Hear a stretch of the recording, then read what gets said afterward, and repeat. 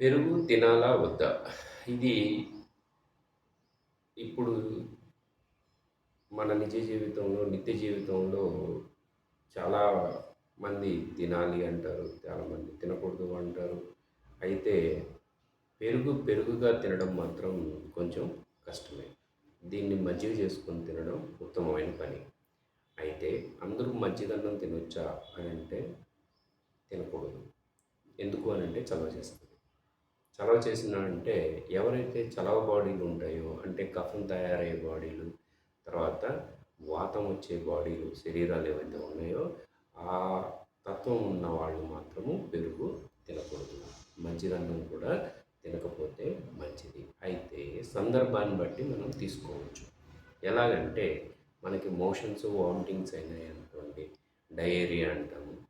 అయితే ఆ సమయంలో మాత్రము మనము మజ్జిగన్నమే తీసుకోవాల్సి వస్తుంది. అలాంటప్పుడు తీసుకుంటే మనకి ప్రాబ్లం లేదు. అయితే మోకాలు నొప్పులు, నడుము నొప్పి, ఒళ్ళు బరువుగా ఉండడము, ఇలా వాతం బాడీ, తర్వాత కఫం శరీరం అంటాము. వీళ్ళు మాత్రము తినకపోతే మంచిది. వేడి చేసే పదార్థాలు తిన్నప్పుడు మజ్జిగన్నం తినవచ్చు. అంటే మనము వేడి చేసే పదార్థము, చలవ చేసే పదార్థం, దీన్ని మనం బ్యాలెన్స్ చేస్తున్నాం. ఎలా తినాలి అంటే చాలా తక్కువ పరిమాణంలో తీసుకోవాల్సి వస్తుంది. ఎగ్జాంపుల్, ఒక గ్లాసు రాగి జావ తాగాలి అనుకుంటే ఒక పావు గ్లాసు మజ్జిగ సరిపోతుంది దాంట్లోకి. ఇప్పుడు రాగి అనేది వేడి, పావు గ్లాసు మజ్జిగ కలిపితే సరిపోతుంది.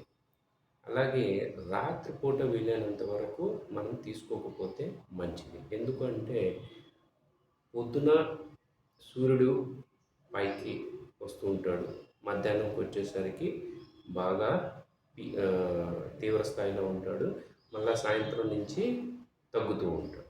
అంటే రాత్రికి వచ్చేసరికి చల్లగా ఉంటుంది. చల్లగా ఉన్నప్పుడు చల్ల చేసేటివి తినకపోతేనే మంచిది. అలాగే ఈ మజ్జిగ అన్నం తీసుకుంటున్నప్పుడు కంపల్సరీగా ఉప్పు వేసుకొని తింటే మంచిది. అలాగే మనం సీజన్ని బట్టి నిమ్మకాయ ఊరగాయో, మామిడికాయ ఊరగాయో, ఏదో పచ్చడో, ఇలా కాంబినేషన్స్ అంటే చలవ చేసేటివి, వేడి చేసేటివి కాంబినేషన్స్ తీసుకుంటే చాలా మంచిది. ఎవరికైతే కఫం ఉందో, దగ్గు ఎక్కువ ఉందో వీళ్ళకి ఎలా ఉంటుందంటే కఫం చేసి నెమ్ముగా ఉన్న శరీరాలు మాత్రము మజ్జిగన్నం తీసుకోకూడదు, పెరుగు కూడా తీసుకోకూడదు. అయితే వేడి వల్ల, అంటే శరీరము సమ్మర్లో జలుబు చేస్తుంటే అది వేడి వల్ల వచ్చే జలుబు, తర్వాత డ్రై కాఫ్ అంటాం దాన్ని.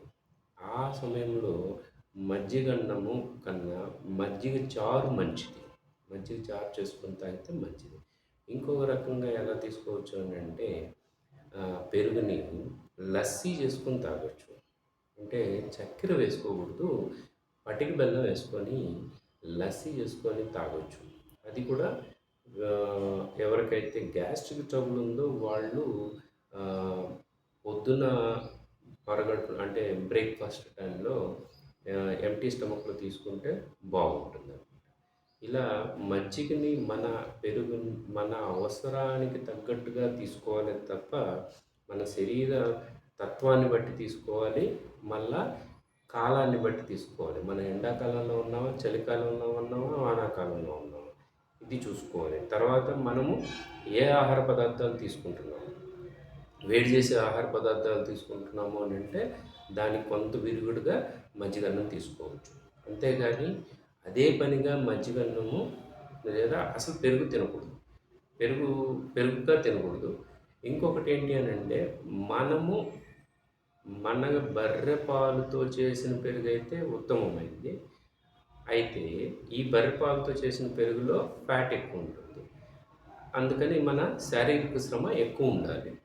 అలాగే మన నాటు ఆవు పాలు పెరుగు అనుకోండి, దాంట్లో ప్రోటీన్ శాతం ఎక్కువ ఉంటుంది. అది తొందరగా డైజెషన్ కూడా అయిపోతుంది. అదైతే అతి ఉత్తమమైనది.